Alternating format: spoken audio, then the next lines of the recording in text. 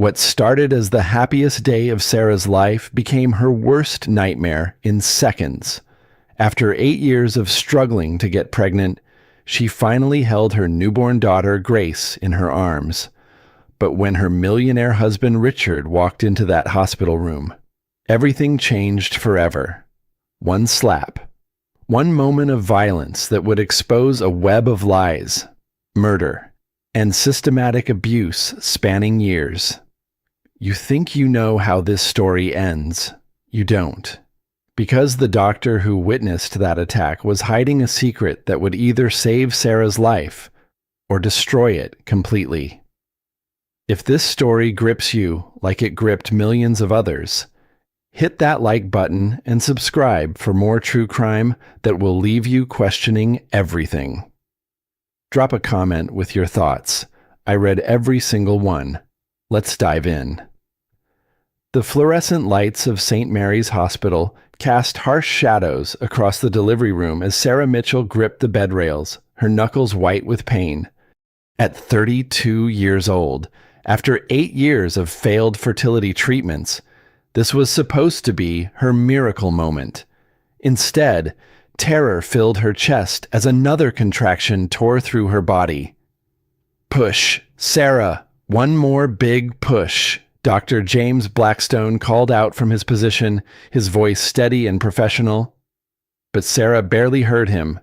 Her eyes were fixed on the door, waiting for the man who should have been by her side hours ago. The delivery room door suddenly burst open with such force it slammed against the wall. Richard Mitchell strode in, his expensive tailored suit wrinkled, his face flushed with anger instead of the excitement Sarah had dreamed of seeing. His Rolex caught the harsh lights as he checked the time with obvious irritation. Finally decided to show up. Sarah managed through gritted teeth, trying to hide the hurt in her voice. "Don't start with me, Sarah." Richard's voice carried that familiar edge of blame that always made Sarah's stomach clench. "I was in the middle of closing the Peterson deal when you decided to go into labor. Couldn't you have waited until Monday?" Dr. Blackstone looked up sharply from his position. "Sir, your wife needs your support right now. She has been in labor for 16 hours. She needs to understand that some things are more important than her timing," Richard snapped, loosening his silk tie as if the very act of being in the delivery room was suffocating him. Sarah felt tears mixing with sweat on her cheeks. This was supposed to be the happiest day of their lives. She had dreamed of this moment through countless failed treatments, 3 devastating miscarriages, and years of Richard's growing coldness. In her fantasies, he would hold her hand, whisper words of encouragement, maybe even cry with joy when their baby finally arrived. "The baby is crowning," Dr. Blackstone announced, his voice filled with professional excitement. "Sarah, give me everything you have got. Your daughter is almost here." Sarah bore down with all her strength, thinking of the tiny life about to enter the world. A life she had already loved fiercely for 9 months, talking to her belly every morning, playing classical music while she worked in her garden, dreaming of the family they would finally become. "It's a girl." Dr. Blackstone lifted the crying infant, her tiny fist waving in the air. "She is beautiful and healthy. Perfect 10 fingers and 10 toes." Sarah reached out her trembling arms, tears streaming down her face. My baby girl. My Grace. The name they had chosen together during one of their rare peaceful moments. Sitting in the nursery, they had painted soft yellow because they wanted to be surprised. But Richard's voice cut through her joy like a blade. "A girl, we talked about this. Sarah, I need a son. Someone to carry on the Mitchell name and take over the business." The words hit Sarah like physical blows. She had carried this child for 9 months, endured morning sickness that lasted all day, swollen ankles, sleepless nights, and a complicated pregnancy that had kept her on bed rest for the final month. And his first words were disappointment. "Richard, please," Sarah whispered, still reaching for their daughter. "Just hold her. Look at how perfect she is." "No." Richard's voice was ice cold. "This is just another one of your failures. Sarah, first you cannot get pregnant naturally. Then you lose 3 babies. And now when you finally manage to carry one to term, it is not even what I asked for." Around them, the medical staff had gone silent, their faces shocked by the cruelty in Richard's words. Dr. Blackstone held baby Grace protectively, his dark eyes flashing with something Sarah could not quite identify. "Mr. Mitchell," Dr. Blackstone said firmly, stepping slightly between Richard and Sarah, "your daughter is perfect and healthy. Your wife just went through 16 hours of labor to bring this beautiful child into the world. Perhaps you might want to—" "Don't tell me about my wife," Richard snarled, his face reddening. "And don't tell me about this disappointment. I specifically told Sarah I needed a male heir. Instead, she gives me another mouth to feed with no benefit to my legacy." Sarah felt something breaking inside her chest, not just her heart, but something deeper, some final thread of hope that had been holding their marriage together despite years of emotional abuse, financial control, and increasing isolation from everyone she had once cared about. "That is what I think of your failures," Richard said quietly, his voice deadly calm. Then he did something that would haunt Sarah forever and change the course of 3 lives in ways none of them could have imagined. The slap echoed through the delivery room like a gunshot. Sarah's head snapped to the side, her cheek burning from the force of Richard's open palm. The heart monitor that had been tracking her vital signs suddenly began racing as her blood pressure spiked dangerously. "That is what I think of you and your useless daughter," Richard said, flexing his fingers as if the slap had hurt his hand. Dr. Blackstone moved with surprising speed for a man in his late 50s, placing himself directly between Richard and Sarah while still holding the crying newborn. "Security, I need security in delivery room 3 immediately." The 2 nurses in the room had gone pale with shock. One of them was already reaching for the emergency button on the wall, while the other moved to check Sarah's vital signs. Sarah touched her burning cheek with trembling fingers, her newborn daughter crying in Dr. Blackstone's protective arms. This was not how it was supposed to be. This was not the family she had dreamed of building during those long, lonely nights when Richard worked late or traveled for business. "Get out," she whispered, her voice barely audible. "What did you say?" Richard demanded, stepping closer despite Dr. Blackstone's protective stance. "I said get out." Sarah's voice rose to a shout that seemed to surprise even her. "Get out and don't come back. Get out and stay away from my daughter." Security guards appeared in the doorway within seconds, their hands already moving to their radios as they assessed the situation. The head of security, a woman named Captain Rodriguez, took one look at Sarah's reddening cheek and Richard's defensive posture and immediately understood what had happened. "Sir, I'm going to need you to come with us," Captain Rodriguez said in a voice that brooked no argument. "This is my wife and my child," Richard protested, but his bluster was already fading as he realized how his actions looked to the room full of witnesses.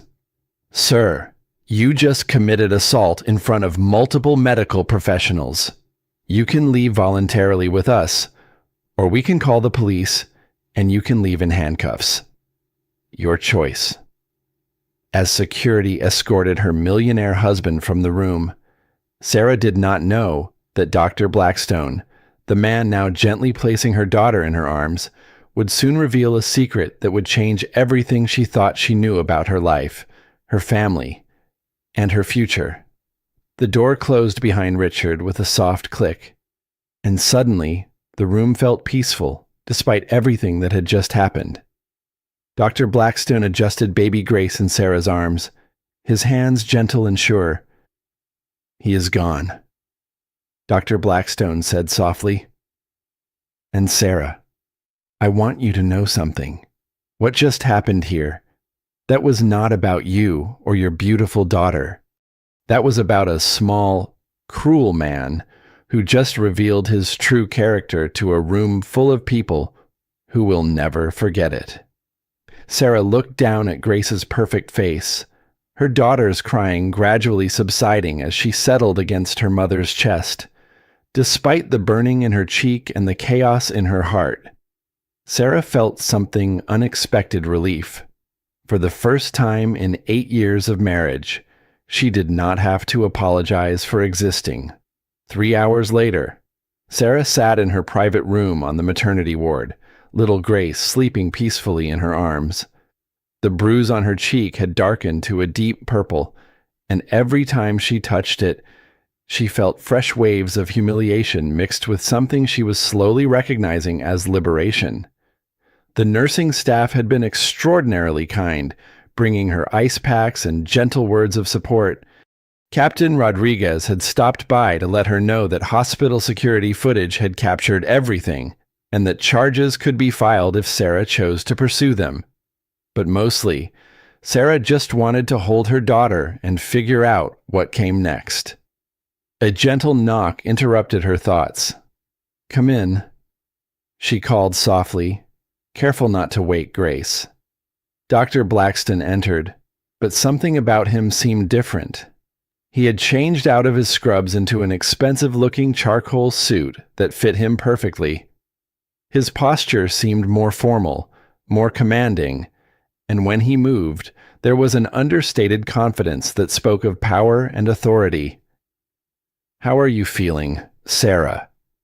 His accent seemed less pronounced now, more refined, as if he had been unconsciously code-switching during the delivery.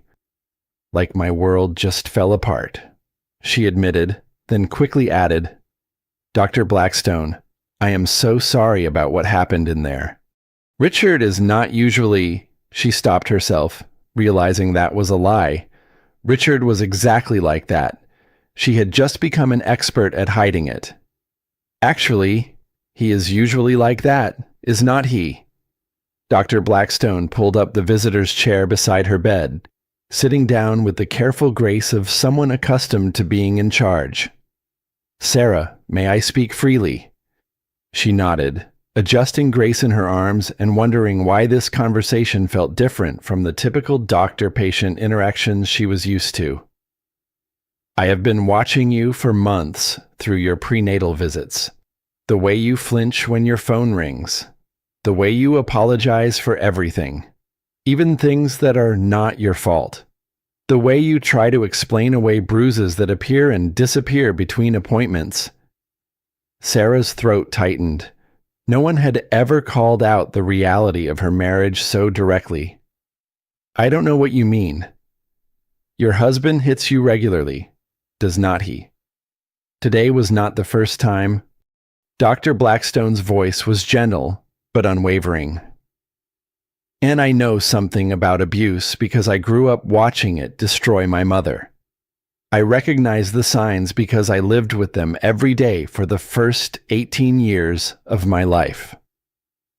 The words hung in the air like an accusation Sarah could not deny. She looked down at Grace's perfect tiny face, unable to meet the doctor's eyes. "It's complicated," she whispered. "No, Sarah, it is not complicated. It is abuse." Dr. Blackstone leaned forward, his dark eyes intense but kind.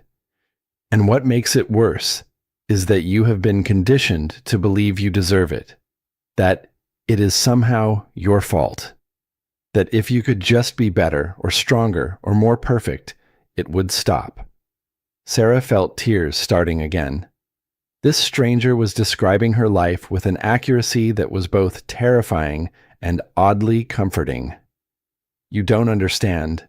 Richard controls everything. The house, the money, the cars. I don't even have access to our bank accounts. If I leave, where would Grace and I go? How would we survive? How do you leave someone who controls everything?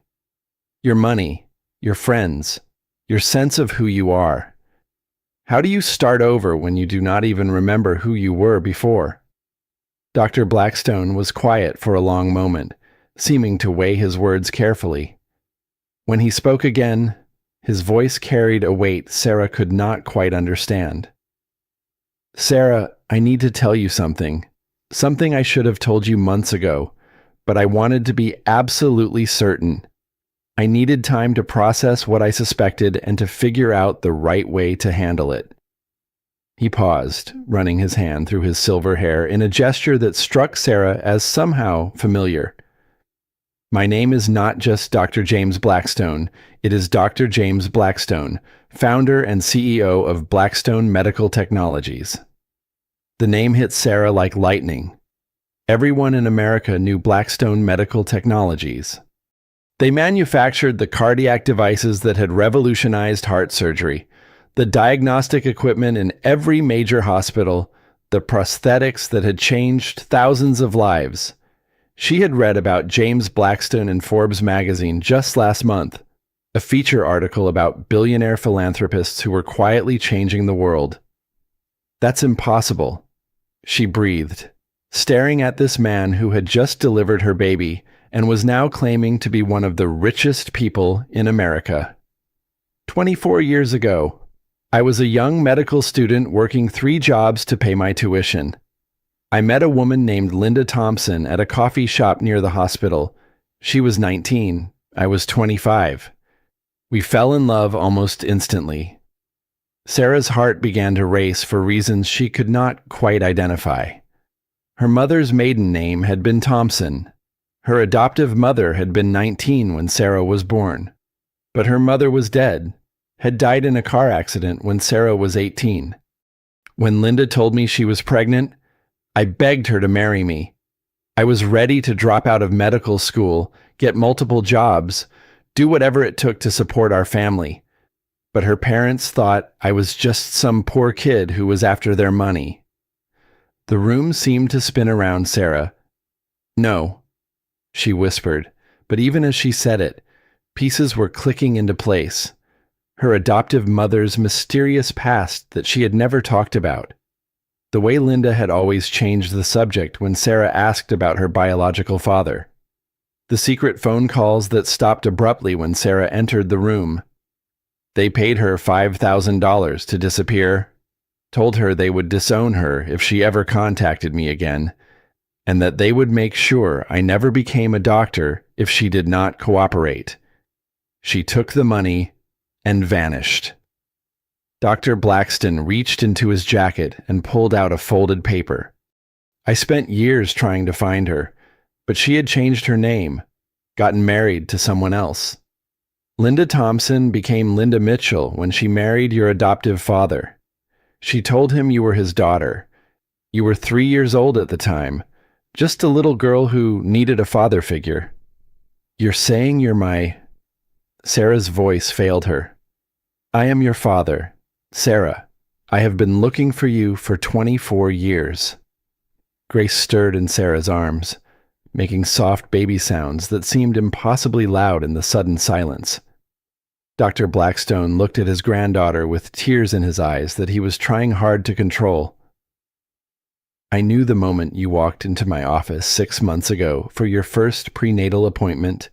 You have your mother's eyes and her smile, but you have my hands and my stubborn chin. He held up his hands next to hers. The similarity was undeniable. The same long fingers, the same square palms, even the same small scar on the index finger from a childhood accident. Why didn't you say anything before? Sarah's voice was barely a whisper. I needed to be absolutely certain. I had DNA testing done on some routine blood work during your second visit. The results came back 3 months ago. Dr. Blackstone reached into his jacket again and pulled out another folded paper. Sarah Thompson Mitchell, you are my daughter, and this beautiful little girl is my granddaughter. Sarah felt the world shifting beneath her like an earthquake. Her whole life had been built on lies, but maybe for the first time in years, she was not alone. "What does this mean?" she asked, looking between the DNA test results and this man who was apparently her father. Dr. Blackstone reached into his jacket once more and pulled out a business card. But this was not a medical card. It was heavy, cream-colored cardstock with gold embossing that read James Blackstone, Chief Executive Officer, Blackstone Medical Technologies. "It means you never have to be afraid of Richard Mitchell again," he said, his voice carrying the quiet authority of someone accustomed to wielding real power. "It means you have family who will protect you and Grace. And it means that the life you thought you were trapped in was just the prologue to the story you are really meant to live." Sarah stared at the business card, trying to process the magnitude of what she was learning. Her millionaire husband had just revealed himself to be an abusive monster, and the doctor who delivered her baby had just revealed himself to be her billionaire father. Grace made a contented sound in her sleep, and Sarah looked down at her daughter with wonder. This little girl would never know what it felt like to be powerless, to be trapped, to believe she deserved less than everything good the world had to offer. "James," Sarah said, testing the name on her tongue. "Dad, what happens now?" James smiled, and for the first time, Sarah could see her own smile reflected back at her. "Now, my dear daughter, we go home, and we start building the life you and Grace deserve." But outside the hospital, in the parking garage where he sat in his expensive car making phone calls, Richard Mitchell was not done fighting. He had built his tech empire by being smarter and more ruthless than everyone else, and he was not about to let some billionaire steal his family just because he had more money. Richard opened his laptop and began researching everything he could find about James Blackstone. If this man wanted to play games with the Mitchell family, Richard would show him what happened when outsiders tried to interfere with a man's marriage and children. This was far from over. In fact, it was just beginning. The war for Sarah and Grace was about to escalate in ways none of them could imagine. And Richard Mitchell had weapons that even a billionaire might not be prepared for. Sarah had found her father and felt safe for the first time in years. She had no idea that her nightmare was about to get much worse before it got better. The next morning, Sarah sat in the passenger seat of James's private car, watching the city skyline emerge through the dawn mist. Grace slept peacefully in her car seat, completely unaware that her life had changed in ways that would affect her forever. They were heading to James's penthouse apartment in Manhattan, a temporary sanctuary, while they figured out their next steps. "How are you feeling about all this?" James asked, glancing at her in the rearview mirror through his driver. His voice was gentle, but Sarah could hear the concern underneath. "Like I am living in someone else's life," Sarah admitted, adjusting Grace's blanket. 24 hours ago, I was trapped in an abusive marriage with no money, no family, no options. Now I am supposedly the daughter of a billionaire, and I still cannot quite believe it is real." The car pulled up to a gleaming glass tower on the Upper East Side. The doorman, apparently expecting them, hurried over to help with Sarah's bags. "Welcome home, Miss Blackstone," the doorman said with a warm smile that made Sarah's heart skip a beat. Miss Blackstone. Sarah had never heard those words before, but they sent a strange thrill through her. Not Mrs. Mitchell. Not someone defined by her marriage to a man who treated her like property, but Miss Blackstone. A person in her own right, with her own identity and power. The penthouse elevator opened directly into the apartment, and Sarah stepped out with a gasp that made Grace stir in her arms. Floor-to-ceiling windows offered a breathtaking view of Central Park, and the space was elegantly furnished, but felt warm and welcoming. "Sarah, James appeared from what looked like a home office, his face lighting up at the sight of her and Grace. "How are my girls this beautiful morning?" "We are both fine," Sarah said, though she felt anything but fine. The events of the past day kept hitting her in waves.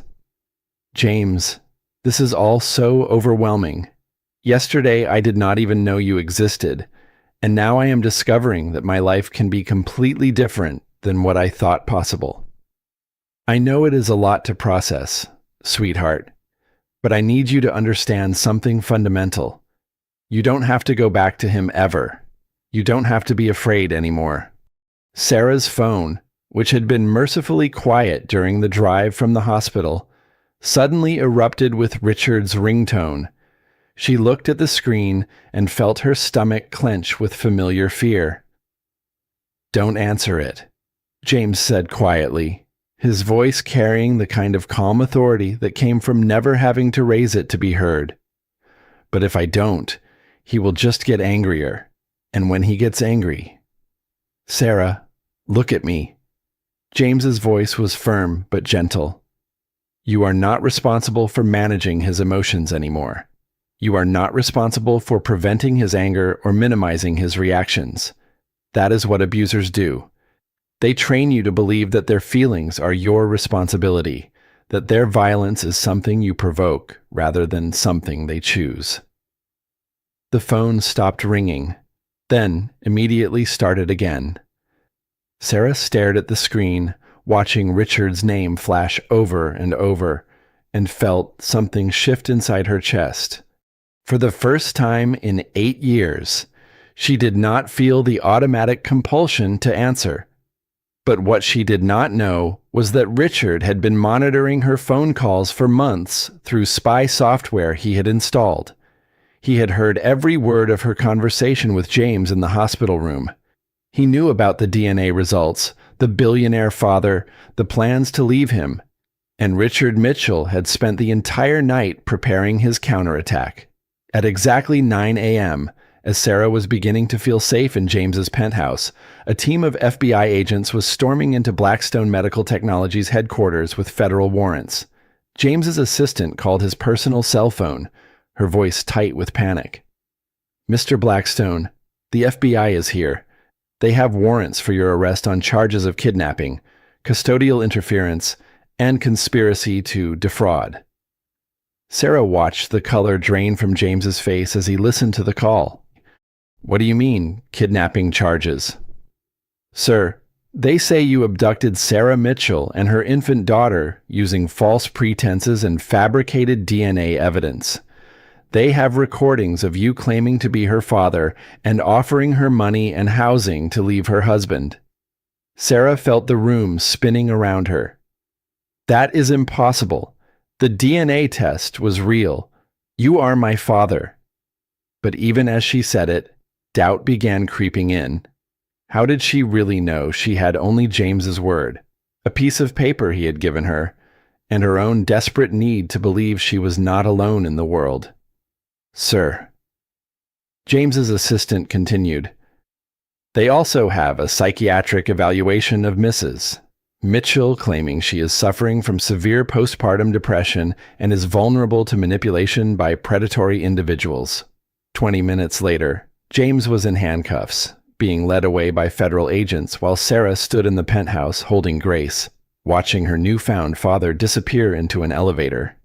But the worst was yet to come. Another team of agents approached Sarah with documentation that made her blood run cold. "Mrs. Mitchell, we have a court order for the immediate protective custody of the minor child Grace Mitchell, pending a full investigation into her welfare and your mental state." "You cannot take my baby," Sarah whispered, but even as she said it, she knew she had no power to stop them.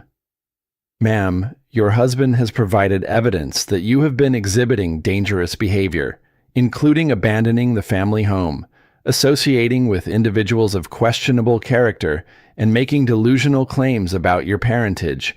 This is for the child's protection." As they took Grace from her arms, Sarah realized that Richard had not just been angry about her leaving. He had been planning this trap for months, maybe years.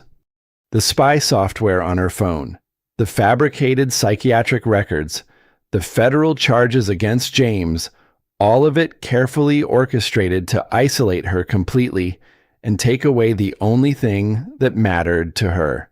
Standing alone in James's penthouse, watching through the windows as federal agents drove away with her daughter, Sarah understood that her nightmare was not ending. It was just beginning. She had thought finding her father meant she was safe. Instead, it had given Richard the perfect weapon to destroy them both. Sarah sat alone in the penthouse, staring at her silent phone and trying to piece together what had just happened. Grace was gone, taken by Child Protective Services. James was in federal custody, charged with kidnapping and fraud, and somewhere in the city, Richard was probably celebrating his victory. But something did not add up. The timing was too perfect. Richard's response too quick and sophisticated. How had he managed to fabricate federal charges and psychiatric evaluations in less than 24 hours? Her phone finally rang, but it was not Richard's number. It was a call from someone named Marcus Webb, who identified himself as Richard's attorney. Mrs. Mitchell, I am calling to inform you that your husband is prepared to drop all federal charges against Dr. Blackston and allow you to retain custody of Grace under certain conditions. What conditions? Sarah asked, though she already knew she would hate the answer. You return home immediately, agree to undergo psychiatric evaluation and treatment, and discontinue all contact with James Blackstone and anyone associated with him. You also sign a statement admitting that your claims about Blackstone being your father were delusional episodes brought on by postpartum depression. Sarah felt sick. And if I refuse, then the federal charges proceed. Grace remains in protective custody indefinitely, and you face your own charges for child endangerment and conspiracy. Mrs. Mitchell, your husband has documentation going back months showing your declining mental state, your bizarre behavior, your increasing paranoia. No court will award custody to a woman with your psychiatric history. After Marcus hung up, Sarah sat in the empty penthouse trying to figure out what to do. She needed to know the truth about James, about the DNA test, about everything. But how could she find out when everyone with answers was either in custody or working for Richard? Then she remembered something. Nurse Diana Rodriguez from the hospital had given Sarah her personal card and told her to call if she ever needed anything. Diana had witnessed Richard's violence, had helped Sarah in those first moments. Maybe she would have answers. Diana agreed to meet Sarah at a coffee shop near the hospital, and what she told Sarah changed everything.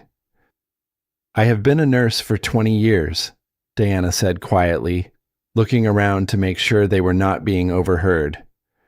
I have seen domestic violence cases before, but what happened to you was different.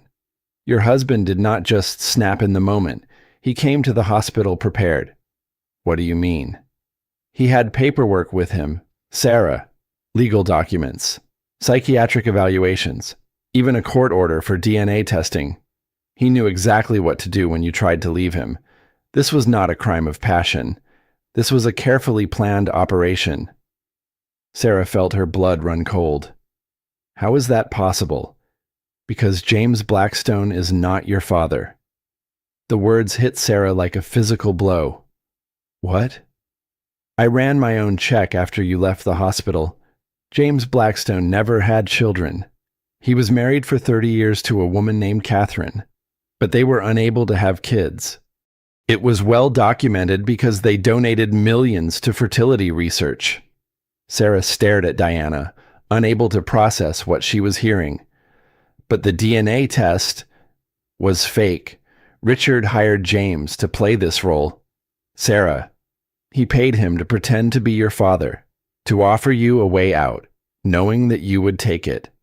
Then he used your delusional belief that you had found your billionaire father as grounds to have you committed and take custody of Grace.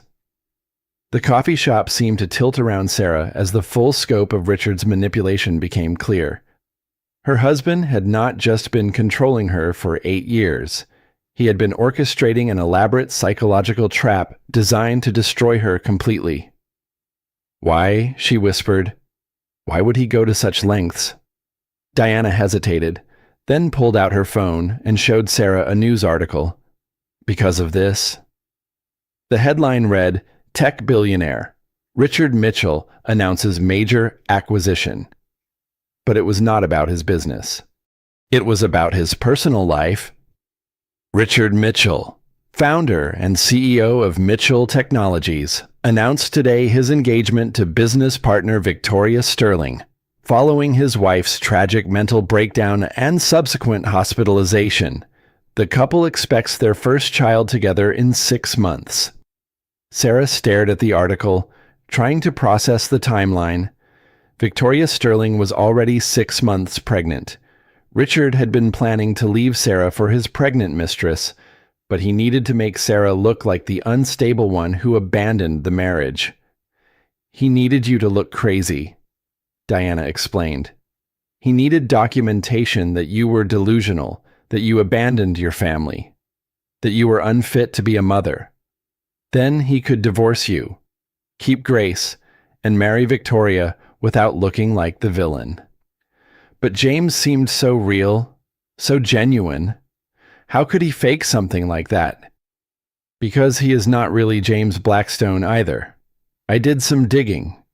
His real name is Michael Torres, and he is an actor Richard hired from Los Angeles. A good one, apparently. He has been playing this role for months, preparing for the moment when you finally tried to leave. Sarah felt the last of her hope crumble. There was no billionaire father coming to save her.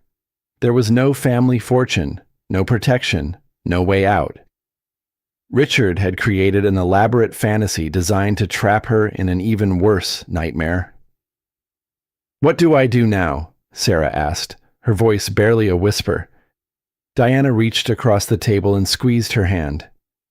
"Now you fight back, but not the way Richard expects. He thinks he has won. Thinks you are completely broken and defeated. That gives us an advantage." "Us?" "Sarah, I have been documenting domestic violence cases for years, working with an organization that helps women escape abusive situations. We have resources Richard does not know about, lawyers he has never heard of, safe houses that do not exist on any official records." For the first time since Grace was taken, Sarah felt a spark of hope. But it was a different kind of hope than before. Not the hope that someone would rescue her, but the hope that maybe she could rescue herself. "What do I need to do?" Diana smiled grimly. "First, we make Richard think he has won completely. Then, we destroy him the way he tried to destroy you.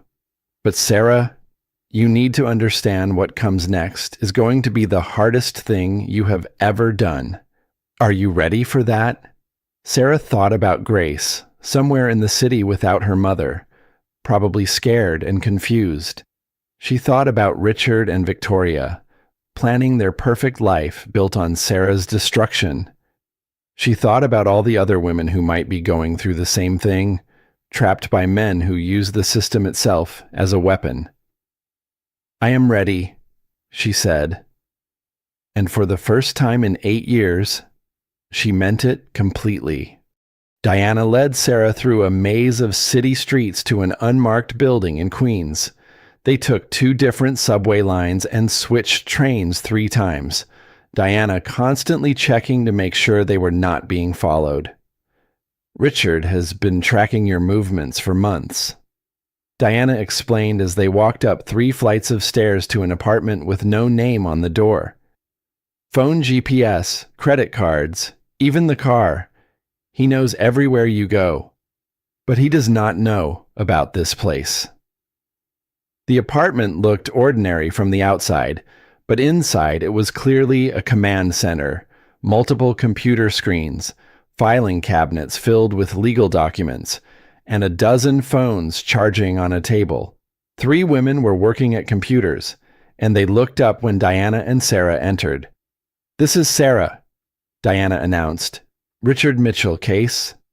The women's expressions immediately became serious.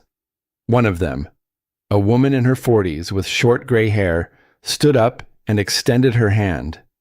"I am Detective Lisa Chen, retired NYPD. I specialize in domestic violence cases that involve wealthy perpetrators who use the legal system as a weapon."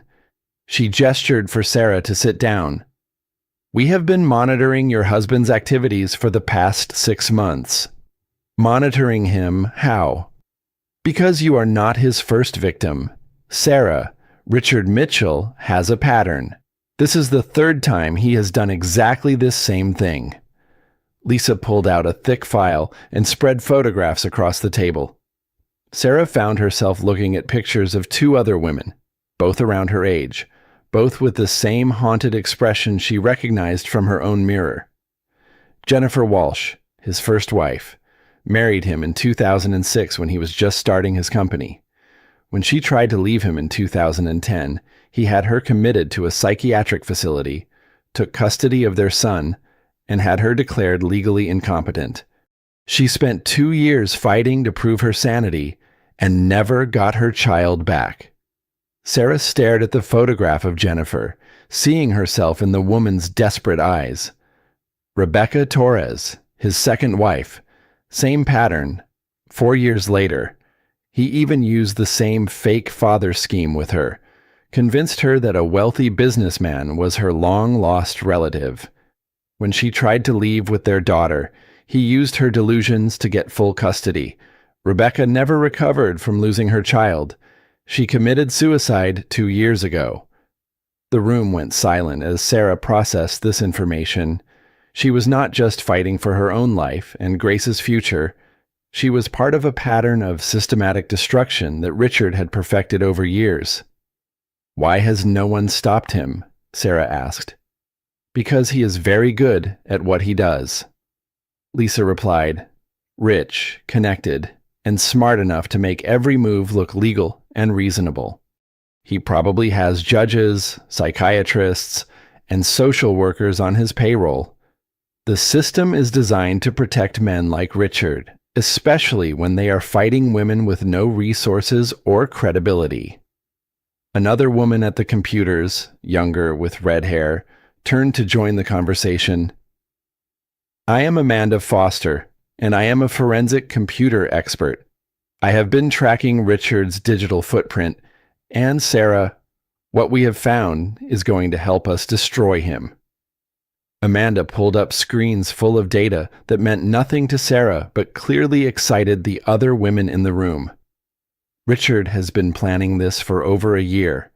We have evidence of payments to Michael Torres, the actor who played your fake father. We have records of bribes to hospital staff, falsified psychiatric reports, even documentation showing he has been slowly poisoning you with anxiety medication to make you appear unstable." Sarah felt the room spinning. Poisoning me. Small doses of benzodiazepines in your food, probably in your coffee or tea, just enough to make you seem anxious, forgetful, emotionally unstable. Classic gaslighting technique, but with chemical assistance. Diana reached over and squeezed Sarah's hand. "Sarah, we have enough evidence to send Richard to prison for 20 years, but we need to be very careful about how we use it. He still has Grace, and if he realizes we are onto him, he might disappear with her." Lisa spread out what looked like a battle plan across the table. "Here is what we are going to do. First, Sarah, you are going to go home and pretend to surrender completely. Apologize to Richard, agree to psychiatric treatment, play the role of the broken wife who accepts his version of reality." "I cannot do that," Sarah said immediately.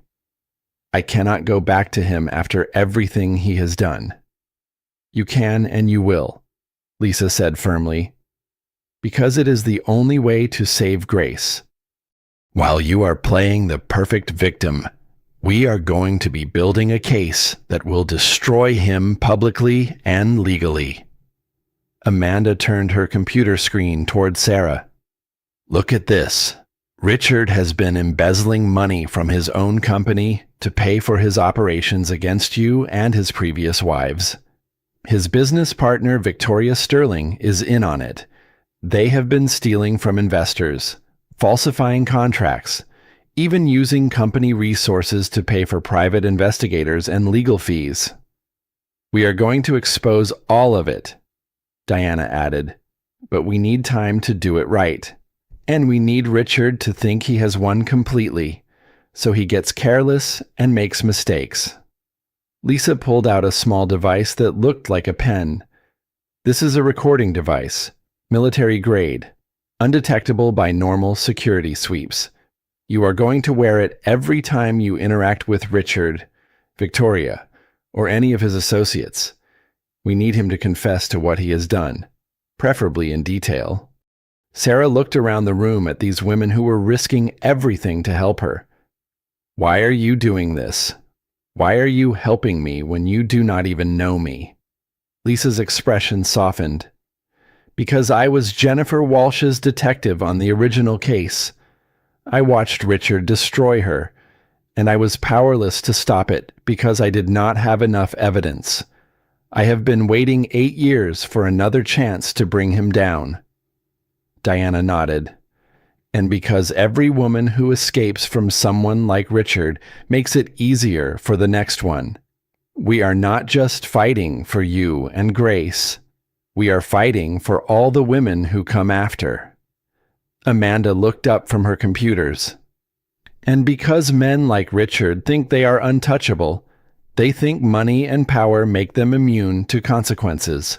I specialize in proving them wrong. Sarah felt something she had not experienced in years, the knowledge that she was not alone. These women understood exactly what Richard had done to her because they had seen it before. They had resources, skills, and most importantly, they had a plan. What do I need to do? Sarah asked. Go home. Lisa said, play the perfect victim and help us gather the evidence we need to make sure Richard Mitchell never hurts another woman again. As Sarah prepared to return to the house that had been her prison for 8 years, she carried with her something more powerful than hope. She carried the knowledge that she was part of something bigger than herself, a network of women who refused to let men like Richard win. The next phase of the war was about to begin, and this time, Sarah would not be fighting alone. Sarah stood outside the house she had once called home, her hands shaking as she reached for the door handle. Everything looked exactly the same as when she had left 2 days ago, but she felt like a completely different person. The recording device was hidden in her jacket pocket, and Diana's words echoed in her mind, "Make him think he has won completely." Richard was waiting for her in the living room, sitting in his leather chair like a king on his throne. Victoria Sterling was beside him on the couch, her pregnant belly visible even through her designer dress. The sight of them together, so comfortable and confident, made Sarah's stomach clench with rage. But she forced herself to remember Grace, somewhere in the city without her mother, and played the role these people expected to see. "Richard," she said quietly, her voice barely above a whisper. "I am so sorry. You were right about everything." Richard's eyebrows raised slightly, clearly surprised by her submissive tone. "Are you, Sarah, because your behavior over the past 2 days suggests otherwise. I know. I was confused, scared. That man, the one who claimed to be my father. He took advantage of me when I was vulnerable after giving birth. I see that now." Sarah forced tears into her eyes, drawing on 8 years of genuine pain and fear. "I just want to come home. I just want my family back." Victoria shifted uncomfortably on the couch, clearly not expecting this version of Sarah. She had probably been prepared for a fight, for drama, for the angry confrontation that would justify whatever they had planned next. And what about Grace? Richard asked, his voice carefully neutral. I understand why you had to take her away from me. I was not in my right mind. I put her in danger by trusting that stranger. Sarah moved closer, keeping her voice small and broken. I will do whatever you think is best. Therapy, medication, whatever it takes to prove I can be a good mother again. Richard studied her face carefully, looking for signs of deception. Sarah had learned over years of marriage how to hide her true feelings from him, how to show him only what he wanted to see. Now that skill might save her life. Victoria and I have been discussing the situation, Richard said finally. We think it would be best for everyone if you took some time to focus on your mental health. There is a very good facility in Vermont that specializes in postpartum depression and related disorders. Sarah felt her blood run cold, but she kept her expression grateful and relieved. That sounds wonderful, Richard. I trust your judgment completely. What he was really saying was that he planned to have her institutionalized, probably permanently, just like he had done to Jennifer Walsh and Rebecca Torres. But this time, Sarah was recording every word. How long would I be there? She asked, making sure her voice carried just the right mix of hope and anxiety. As long as it takes, Victoria said, speaking for the first time. Her voice carried a smugness that made Sarah want to scream. We just want what's best for you and the baby. The baby. Not Grace. Not your daughter. Just the baby, as if Grace was already no longer Sarah's child. Of course, Sarah said. When would I go? Tomorrow morning, Richard replied. I have already made the arrangements. Victoria will help you pack tonight. Sarah nodded gratefully, all while thinking about the evidence Amanda and Lisa were gathering. Every conversation, every detail about Richard's plan, every casual admission of what he had done was being recorded and documented. That evening, as Victoria supervised Sarah's packing with obvious satisfaction, Sarah played her role perfectly. She asked about Grace with the right amount of worry, but not too much insistence. She expressed gratitude for Richard's patience and understanding. She even apologized to Victoria for any awkwardness her episode might have caused. I hope you know I never meant to come between you and Richard, Sarah said as she folded clothes into a suitcase. I can see how happy you make him, and I want him to be happy. Victoria's expression softened slightly. It has been difficult for all of us. Sarah, Richard was so worried about you, especially after losing the other babies. He just wants you to get better. The other babies, Sarah asked carefully. The miscarriages. He told me how hard those were on you, how they might have contributed to your current mental state. Sarah nodded sadly, but inside she was furious. Richard had told Victoria about the miscarriages, had used Sarah's most private pain as justification for his actions. But Victoria's casual mention of them also revealed something important. She knew details about Sarah's medical history that she should not have known unless Richard had been sharing private information for months, maybe years.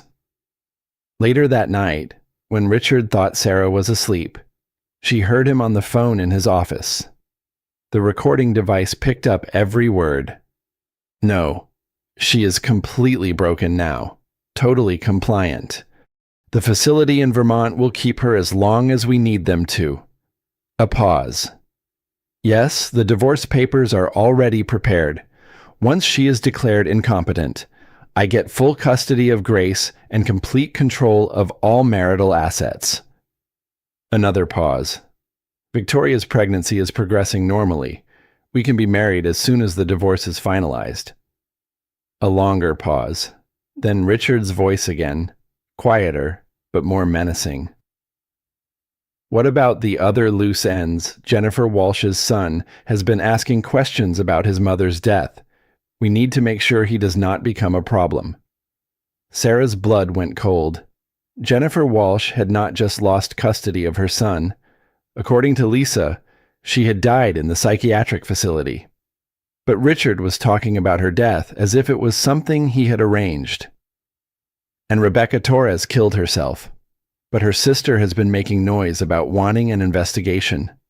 Can we handle that? Sarah realized she was listening to Richard discuss the systematic destruction of his previous wives as if he was planning a business merger.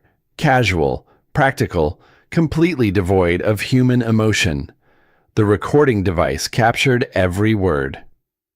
The next morning, as Sarah prepared to leave for the psychiatric facility that would probably be her prison for years, she felt something she had not experienced in her entire marriage to Richard: genuine confidence. Because while Richard thought he was sending her away to be forgotten and destroyed, Sarah was actually being extracted by an underground network of women who had been planning his downfall for years. The war was about to enter its final phase, and Richard Mitchell had no idea that his perfect victim was about to become his worst nightmare. The Willowbrook Treatment Center looked exactly like what it was, a place where wealthy families sent inconvenient relatives to disappear. Set on 50 acres of Vermont countryside, it resembled a luxury resort more than a psychiatric hospital, but Sarah could see the bars on the windows and the guards at every entrance. Richard accompanied her for the admission process, playing the role of the concerned husband perfectly. He held her hand, spoke in gentle tones about wanting her to get better, and assured the staff that money was no object when it came to Sarah's care. "My wife has been through so much," he told Dr. Williams, the facility director. "The fertility struggles, the miscarriages, and now this postpartum episode where she became convinced that a stranger was her father. I just want her to have the best possible care." Dr. Williams nodded sympathetically. "We specialize in cases like this, Mr. Mitchell, women who experience trauma-induced delusions, particularly those involving family relationships. With the right medication and therapy, we can help Sarah accept reality and move forward." Sarah sat quietly, playing her role, but she was recording every word. The casual way they discussed her case, the assumptions about her mental state, the complete dismissal of her own perspective, all of it was evidence of how the system could be weaponized against vulnerable women.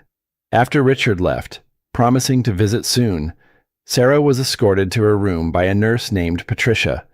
The room was comfortable, but clearly designed to prevent self-harm or escape. The windows did not open. There were no sharp objects, and the door could only be unlocked from the outside. "You will like it here, dear," Patricia said with professional kindness. "Most of our patients find the routine very soothing: breakfast at 7, therapy at 9, group sessions in the afternoon, dinner at 6. Very structured, very safe." That first week, Sarah played the perfect patient. She attended every therapy session, took the medications they prescribed, and gradually began to accept the reality that her belief about finding her father had been a delusion brought on by postpartum depression. But what the staff did not know was that Sarah had 3 allies on the outside who were working tirelessly to document Richard's crimes. Deanna had taken a job as a temporary nurse at Willowbrook, using false credentials that Amanda had created. Lisa was investigating the suspicious deaths of Richard's previous wives, following paper trails that led to offshore accounts and falsified medical records. And Amanda was tracking Richard's digital communications, watching as he made increasingly careless mistakes. The breakthrough came during Sarah's second week at the facility, when Diana managed to access Sarah's medical files during a late-night shift. "Sarah," Diana whispered during what appeared to be a routine medication check, "you need to see this." She showed Sarah a document that made her blood run cold. It was a treatment plan that called for increasing doses of antipsychotic medications, electroshock therapy, and eventually a procedure called a therapeutic lobotomy that would leave Sarah permanently brain damaged but compliant. Richard paid them $200,000 to make sure you never leave here. Diana explained, "This is not a treatment plan. It is a slow-motion execution." But they also had good news. Lisa had found evidence linking Richard to the deaths of both Jennifer Walsh and Rebecca Torres. Jennifer had not died of natural causes in the psychiatric facility. She had been given a lethal dose of insulin by staff members who were paid to make her death look like suicide. Rebecca had not killed herself. She had been murdered and her death staged to look self-inflicted. Richard Mitchell was not just an abuser. He was a serial killer who had been using the mental health system to murder his wives. "We have enough evidence to bring him down," Diana reported. "But we need to move fast. Lisa thinks he is already planning to have Victoria eliminated after their baby is born. He does not want to share custody or inheritance with anyone." That night, as Sarah lay in her narrow bed, listening to the sounds of the institutional night shift, she made a decision that would change everything. She was done playing the victim, done waiting for the system to protect her, done hoping that someone else would save her. She was going to save herself, using a method Diana had taught her. Sarah induced vomiting after taking her evening medications, then hid the pills in her pillowcase. Within 3 days, her mind was clear for the first time in months. The anxiety and confusion that had plagued her were lifting, and she realized that Richard had been drugging her long before she entered the facility. Diana smuggled in a cell phone during one of her shifts, and Sarah used it to contact Amanda directly. "Amanda, it is Sarah. I need you to do something for me." "Sarah, are you okay? We have been working on getting you out of there, but it is complicated. I need you to hack into Richard's phone and send a message to Victoria. Make it look like it is coming from him." Sarah outlined her plan, and Amanda was quiet for a long moment. "Sarah, that is incredibly dangerous. If Richard realizes what we are doing before we can get you out of there, he is going to kill me anyway." Sarah said simply, "Either slowly with drugs and procedures, or quickly if he gets impatient. At least this way, I go down fighting." The next morning, Victoria Sterling received a text message that appeared to come from Richard. "Meet me at the warehouse tonight at 10 p.m. We need to discuss the Sarah situation privately." What Victoria did not know was that Lisa Chen and a team of federal investigators would be waiting for her, along with recording equipment that would capture her confession to multiple murders. Sarah's nightmare was finally coming to an end, but not because someone had rescued her. It was ending because she had learned to rescue herself, with the help of women who understood that sometimes the only way to defeat a system designed to destroy you is to turn that system against itself. The final battle was about to begin, and this time, Sarah Mitchell was not going to be the victim. She was going to be the hunter. Victoria Sterling arrived at the warehouse 15 minutes early, her designer heels clicking against the concrete floor as she searched for Richard in the shadows. What she found instead were Detective Lisa Chen and 3 FBI agents, with recording equipment that had captured everything she said during the past month of phone conversations with Richard. "Victoria Sterling, you are under arrest for conspiracy to commit murder, fraud, and accessory to the deaths of Jennifer Walsh and Rebecca Torres." 20 miles away, at the same moment Victoria was being arrested, federal agents were surrounding Richard's house with warrants for his arrest on charges of serial murder, kidnapping, fraud, and racketeering. But Richard was not there. He was at Willowbrook Treatment Center, standing in Sarah's room with a syringe filled with a lethal dose of insulin, the same method he had used to kill Jennifer Walsh 4 years earlier. "I really hoped it would not come to this," Richard said conversationally, as if they were discussing dinner plans instead of murder. "The facility was supposed to handle this more slowly, more naturally, but you had to start causing problems. didn't you?" Sarah sat on her bed, hands folded in her lap, looking for all the world like the perfect victim Richard expected. But hidden in her palm was the panic button Diana had given her, connected directly to Lisa Chen's phone. "I don't understand. Richard, I have been taking my medication, going to therapy. Dr. Williams says I am making progress." "Dr. Williams is an idiot," Richard replied, moving closer with the syringe. "And you are not nearly as broken as you pretend to be. I can see it in your eyes. Sarah, you are planning something." "I am not planning anything. I just want to get better and come home to you and Grace." Richard laughed, a sound devoid of warmth or humor. "There is no coming home. Sarah, there never was. Just like there was no coming home for Jennifer or Rebecca. You were all just temporary solutions to business problems. Business problems. I needed wives who could provide me with children, social connections, and credibility. But I never intended to keep any of you permanently. Divorce is messy and expensive. This way is much cleaner." Sarah pressed the panic button, knowing that Lisa and the FBI team would be racing toward Willowbrook within minutes. But she also knew that Richard could kill her long before they arrived. "What about Grace? What about our daughter? Grace will grow up believing her mother died tragically of mental illness, just like Jennifer's son and Rebecca's daughter believe about their mothers. Victoria and I will raise her, and she will never know the truth." Richard moved closer, raising the syringe. "This will only hurt for a moment. Sarah, then all your problems will be over." But Sarah was no longer the terrified, isolated woman who had been slapped in a delivery room 2 weeks earlier.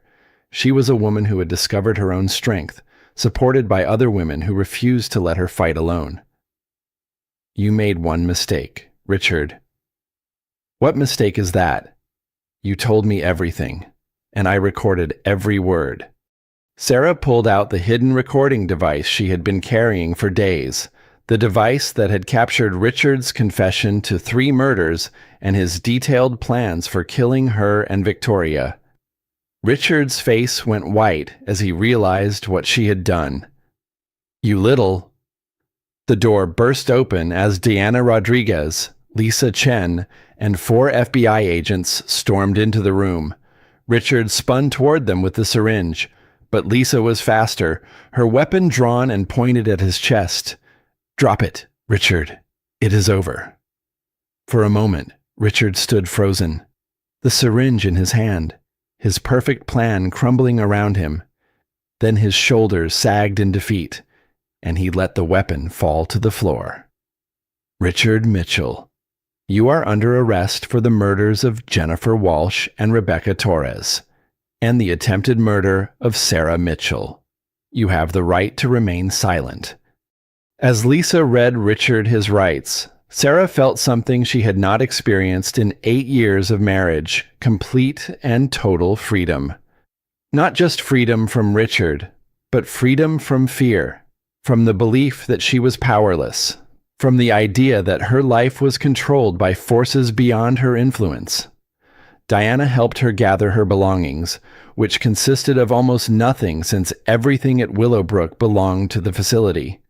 But Sarah did not care about possessions anymore. She cared about something far more valuable: her daughter. "Where is Grace?" Sarah asked Lisa as they walked out of Willowbrook together. "Safe. We found her with a foster family that Richard had paid to keep her temporarily. She has been well cared for, and she is asking for her mama." 3 hours later, Sarah held her daughter for the first time in 2 weeks. Feeling Grace's tiny hands grip her finger with surprising strength, they were in Lisa's car, driving back to New York, leaving the nightmare of Willowbrook behind forever. "What happens now?" Sarah asked. "Now we make sure Richard never hurts anyone again." Lisa replied, "His trial will be front-page news, and every detail of what he did to you, Jennifer and Rebecca will be public record. Other women who are going through similar situations will see that it is possible to fight back and win. Amanda, who was sitting in the passenger seat monitoring police communications on her laptop, turned to smile at Sarah. And now we help other women do exactly what you did. The network we built to save you is going to save dozens of others.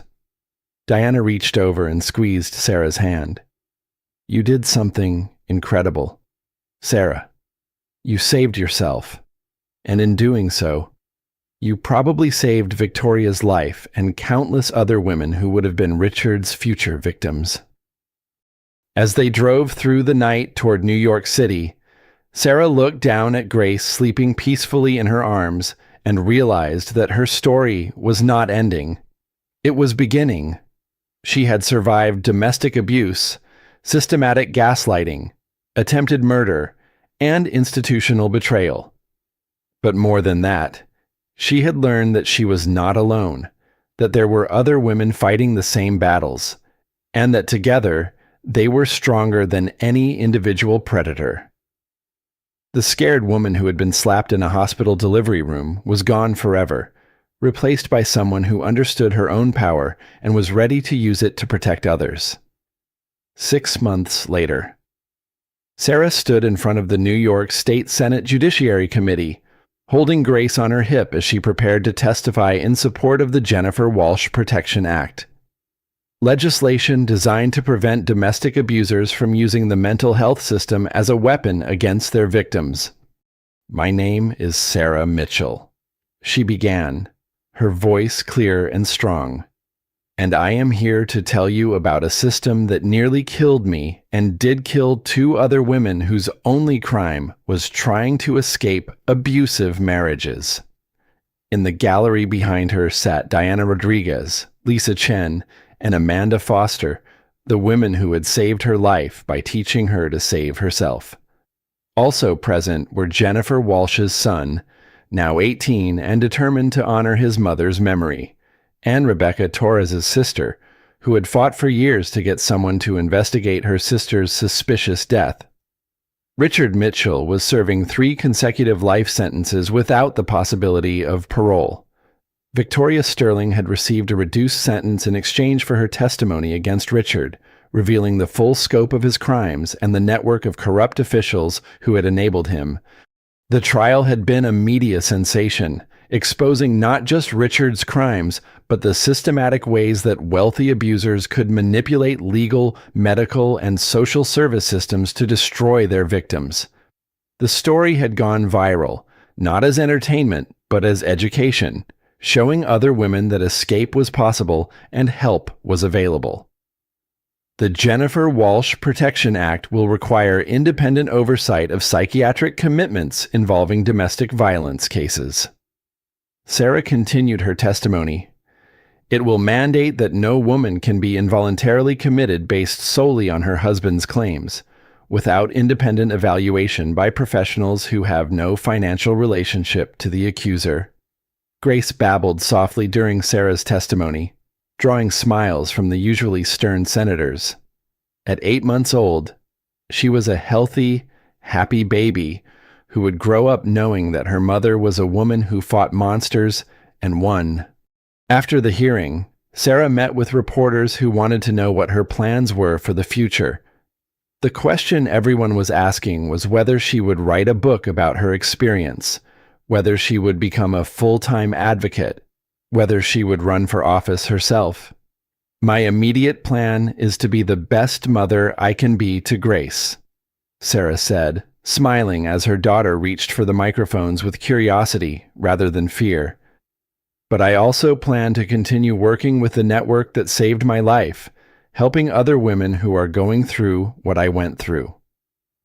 Lisa Chen had offered Sarah a job with her expanding organization, which now had federal funding to create safe houses and support networks in 12 states. Deanna had returned to nursing, but volunteered her time training medical professionals to recognize signs of systematic abuse. Amanda had started a nonprofit that specialized in helping abuse victims disappear from their abusers' digital tracking systems. Together, they had created something unprecedented, a network specifically designed to fight wealthy, connected abusers who used their resources to manipulate the system itself.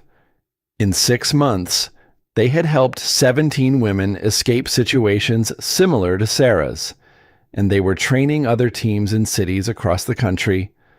But perhaps the most important change was in Sarah herself. The woman who had once apologized for existing now spoke with authority about domestic violence policy.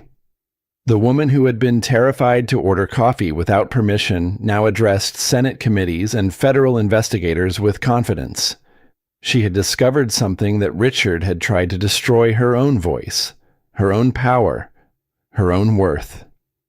That evening, as Sarah put Grace to bed in their small apartment near the organization's headquarters, she reflected on how much had changed in less than a year. She was not wealthy, Richard's assets were tied up in legal proceedings, and she would probably never recover the millions he had stolen from their marital accounts. But she was free, and she was no longer alone. Her phone buzzed with a text message from a woman in Chicago whose husband had started exhibiting the same patterns Sarah recognized from her own experience. "I read about your story online. I think my husband is planning something. Can you help?" Sarah looked down at Grace, sleeping peacefully in her crib, then at the phone in her hand. This was her life now, helping other women find the strength to save themselves, just as she had been helped to find her own strength. "Yes," she typed back. "We can help.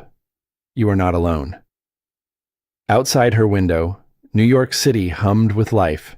Millions of people pursuing their dreams, building their futures, choosing their own paths. Sarah was no longer a prisoner in someone else's story. She was the author of her own life, and she was writing chapters filled with purpose, community, and hope. The millionaire who had slapped her in a hospital delivery room was gone from her life forever. The doctor who had pretended to be her billionaire father was just a memory of how desperate she had been for rescue. But the women who had taught her to rescue herself, they were family now. Chosen family built on shared strength and mutual protection. Grace stirred in her sleep, and Sarah gently stroked her daughter's hair. "You are going to grow up knowing you are powerful, little girl," she whispered. "You are going to grow up knowing that no one has the right to control you, hurt you, or make you feel small. And you are going to grow up knowing that there are women who will fight for each other, no matter what." In the quiet of the apartment, surrounded by the sounds of a city full of people living their own stories, Sarah Mitchell felt something she had never experienced before: complete contentment with her own life, exactly as it was. The scared woman who had been trapped in an abusive marriage was gone. The confident woman who helped other trapped women escape had taken her place. And that woman was going to spend the rest of her life making sure that no other Grace would ever have to wonder why her father hit her mother in a hospital delivery room.